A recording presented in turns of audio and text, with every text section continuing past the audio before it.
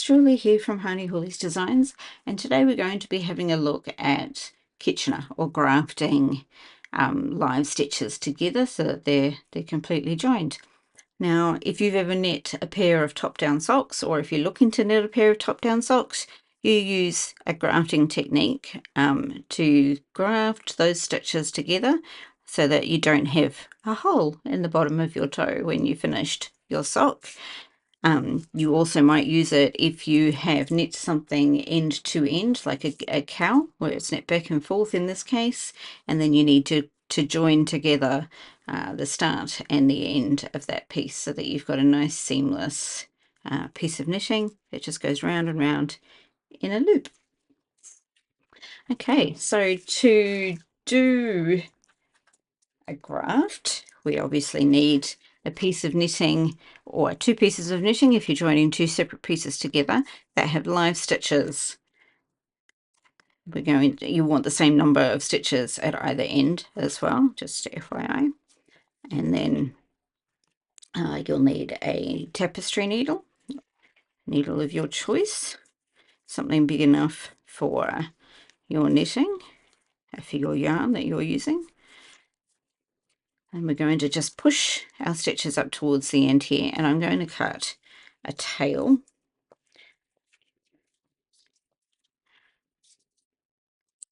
Now, the longer your piece of, the more live stitches you have, the longer you want your tail, obviously. Approximately 3 times the length should be enough.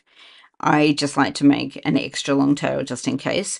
Don't worry if you do run out. You can split splice or otherwise join a new piece of yarn to your existing one and carry on with your Kitchener. That's not a problem. I do it all the time, because if you were doing this, for example, on 50 to 100 stitches, the piece of yarn you're going to need can be quite long, and you really don't want to have to be pulling through potentially meters of thread through each and every stitch. That would get very tedious very quickly.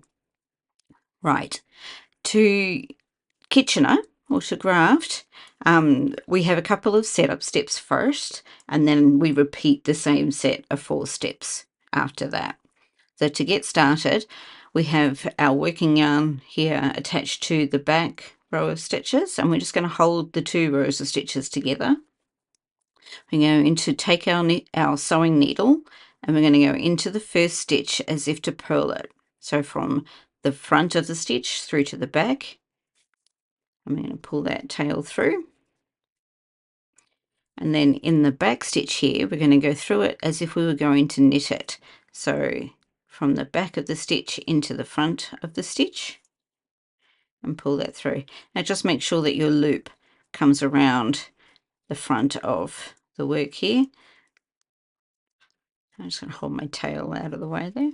And now we move into the 4-step repeat that we're going to keep on doing for the rest of this graft. So we're going to go into the front stitch as if to knit. So remember, we've already worked this stitch once, so now we're going into it a second time, which means we can pull it off the needle. And then we're going to go into the second stitch on the front needle as if to purl. And make sure again that you're not getting caught on one of the other needles. And you want to pull this snugly, but not so snug that you're pulling it tight, but you also don't want it too loose. This can take a little bit of practice, but don't worry about that. It does help to knit just a little swatch like I've got here and practice on it if you've never done this before. So into the back stitch here as if to purl, and then that one can come off, and then into that second stitch on the back needle as if to knit, and then pull that nicely. Okay, so into the front stitch as if to knit, and take it off, the knit off, purl on. We're leaving this stitch on, purl off because that stitch comes off, and then knit on. because we're leaving that one on the needle. And we're just going to keep doing that again and again and again all the way across here. So knit off, purl on,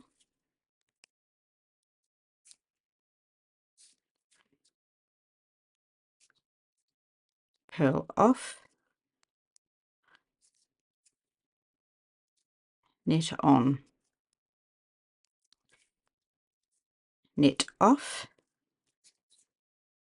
purl on, purl off, knit on. And that's all there is to it. You just keep on carrying on across the rest of your stitches until you're at your last two, and you just work those the same way you've worked all of your others. Cut your thread and weave it in. I'll just get my needles out of the way here, and you can see that we have a row of stitches here in the middle. This last one's a bit loose because that's our working thread there. But that's what it's going to look like at the end. It's just like another row of stitches. So just watch your tension. Try to keep it even. That will take some practice. Don't pull it too snug.